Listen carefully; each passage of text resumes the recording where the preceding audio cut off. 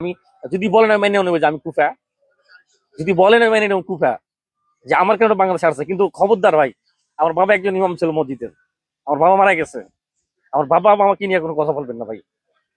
আমাকে মারেন, যা কিছু তাই করেন, একবারে যা বলেন সমস্যা নেই। কিন্তু আমার মেসেঞ্জারে বাবা মা নিয়ে আমাকে মেসেজ পাঠাবেন। কালকে আপনি বলেছিলেন যে আপনি নিজের টাকা এসেছেন। হুম। তবে আপনার ওই স্পন্সরের জন্য অনেকে বলছে যে স্পন্সর তো আছে। এটা সবাই জানে, সিনহা মোটরস, এটা আমার এখানে আমি বসি, আমি পুরোনো গাড়ি ব্যবসা বাণিজ্য করি। এটা বলা যায় আমার, এটা আহ, আমার ফ্রেন্ডের আমার। তা এটা সিনহা মোটরস, তা আসলে নিজের টাকা খরচ করে আইছি। কারণ এত দূর থেকে আসলে জানেন যে কত টাকা খরচ, প্রায় 3 থেকে 4-5 লাখ টাকা খরচ। তা এটা আসলে কত টাকা বিমান ভাড়া। তা আমি তো বাংলাদেশ থেকে এসে বাংলাদেশকে সাপোর্ট করতে নিয়ে নাকি এখানে অন্য দেশকে সাপোর্ট করতে নিয়ে না। এখানে আমার আমার টাকায় গেছে।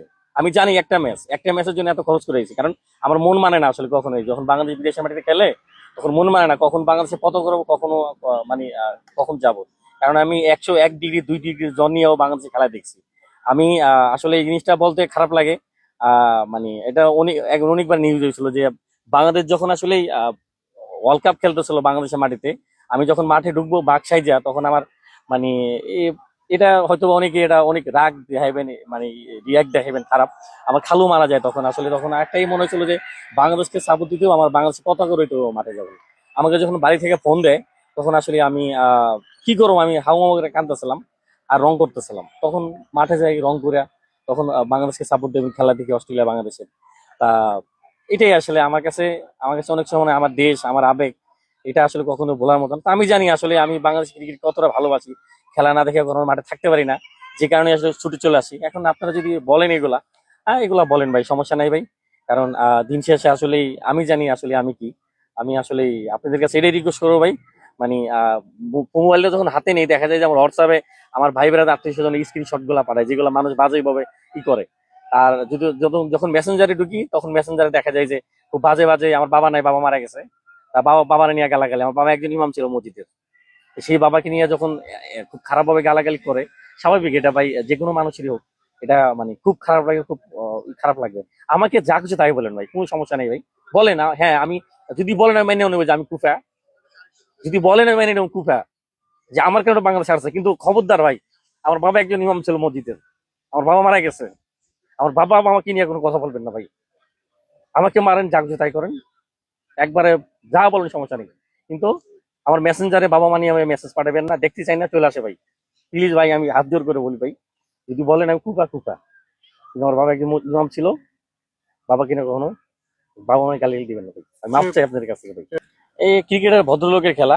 প্রথমে আমি যেহেতু আমার সমর্থক খুব কম, যদি পুরো গ্যালারিটা যদি একবার বাংলাদেশ বাংলাদেশ শুনতে পারতাম ভালো লাগতো। তা প্রথমেই আমি ওদেরকে বলি, আমি একবার তোমাদেরকে বলি অজি অজি। তা ওদেরকে আমি একবার দুইবার অজি অজি বলছি। তা বলতেছি যে এখন তোমরা আমাকে একটু, আমরা যেহেতু সমর্থক কম, একবার বাংলাদেশ বাংলাদেশ বলো সবাই। তখন পুরো গ্যালারি বাম পাশে যারা ছিল সবাই আসলে ভদ্রলোক, যে কারণে একবার চিন্তা করে নাই।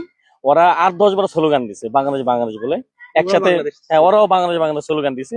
এটা আসলে যেহেতু এটা ভদ্র দেশ আর ভদ্রলোক, এটাই মানে আমি একটু ভদ্রতা দেখালাম যে আগে ওদেরকে আমি একটু বলি যে অজি অজি, এটাই আসলে। ভাই, মন আসলে কতটা খারাপ?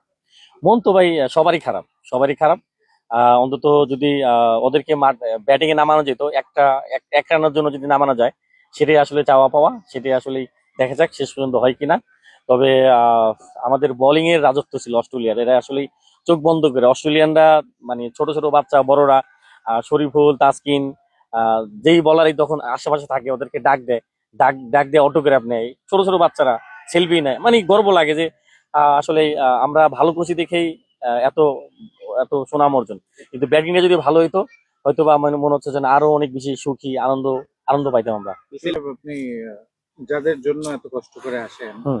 ক্রিকেটাররা আপনাকে খোঁজ নিয়েছে কিনা এই অস্ট্রেলিয়া আসার পর? হ্যাঁ মানে খোঁজ নিয়েছে, এরা সবসময় খোঁজ নেয়। আমি যখন ওখানে ছিলাম, আমাদের টিঙ্কু ভাই ফটোগ্রাফার, ফটো ভাই এই অনেক কিছু খাবার দিয়ে পাঠাইছে। আরো বাঙালি ছিল যারা, সবাই আমি ভাগ যোগ করে খেলাম। এটা ভালো লাগলো যে মানে দিন শেষে তারা আমার পাশে থাকে, তারা আমাকে এই যে আমাদের নাফিস ভাই আসার পরে ম্যাচ টিকিট দিচ্ছে আমাকে কালকে আজকে, সবসময় দেয়। তাই এই জিনিসগুলো আমার দিন শেষে আসলেই অনেক হতাশই কষ্ট লাগে, কিন্তু এখান থেকে আবার ভালো লাগে এই জিনিসগুলো যখন মেমোরি আছে, যে অন্তত খেলোয়াড়রা সবসময় মানে আমার পাশে থাকে। এটা আসলে ভালো লাগে দিন শেষে।